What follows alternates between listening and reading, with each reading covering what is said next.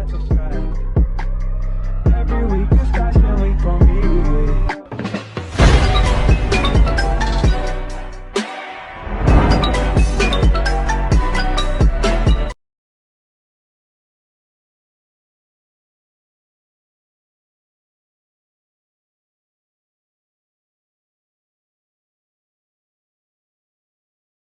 Kaya grew up in Johannesburg, South Africa's biggest and very picturesque major city.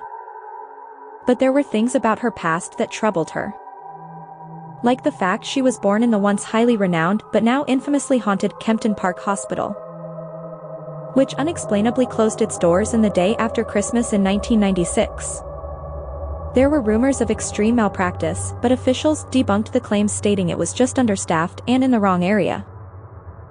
There were rumors of extreme malpractice, but officials debunked the claims, stating it was just understaffed and in the wrong area. Every so often someone in the local government placated the public, suggesting it was going to be renovated and reopened, but the false promises never came to fruition.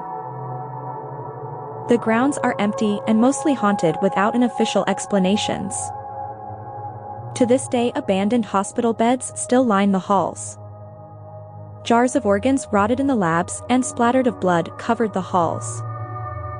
Kaya was resolved to breath the grounds regardless. She'd heard there were old files still inside, and having been adopted, was hoping to find information about her birth parents, unable to access current records through the normal official channels because of her age.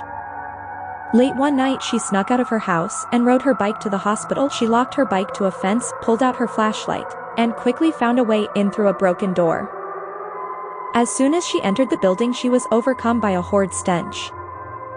She gagged, pulling her shirt up over her nose and mouth. The building was somehow freezing cold inside, and she wished she could have brought a jacket, but continued on, determined to get what she had come for. Kaya followed the dilapidated signs, guiding her deeper to the maternity ward. As she got closer, she heard babies crying. The hospital had suddenly closed almost 20 years ago, staff even leaving behind expensive equipment, although there hadn't been any patients left when it was abandoned. She still shuddered at the thought of those who had not made it out alive just outside the nursery. She found an office with multiple filing cabinets. She thumbed through the files, searching for her name, but there was so many. After what felt like the 100th baby girl named Kaya, she felt goosebumps pop up all over her neck and arms.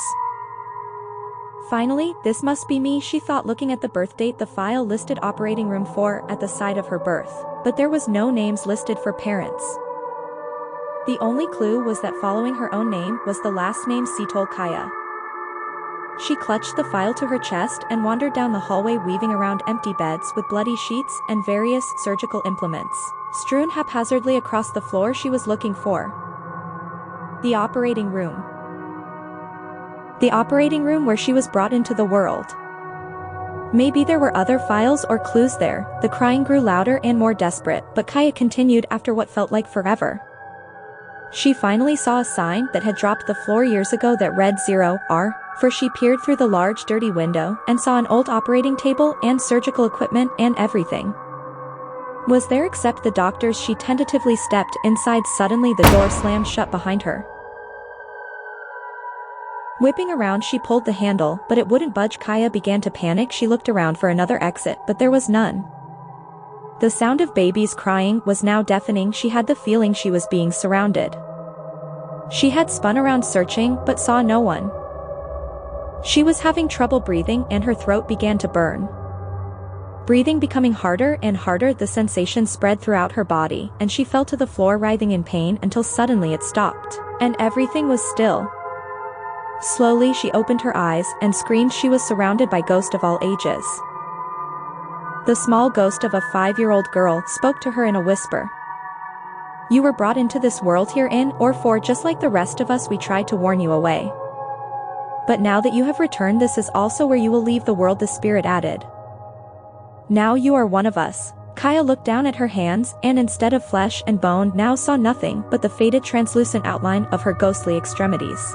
Through her tears she tried to tell them that she was alive, but she wasn't anymore. She was just like the rest of them. Now those fortunate enough to have to made it out once should have never returned. Kaya saw a flashlight outside the operating window. She looked up to see a small group of people, amateur ghost hunters, no doubt. How ironic. I saw a bike outside, so there's gotta be someone in here somewhere. Kaya ran to the glass and banged on it, shouting for help, but they couldn't hear her. Please. Their flashlight beamed stone straight into their eyes, but they could not see her. They tried the locked door once and then moved on as Kaya wailed, joining the cries of those who surrounded her. Forever trapped in or for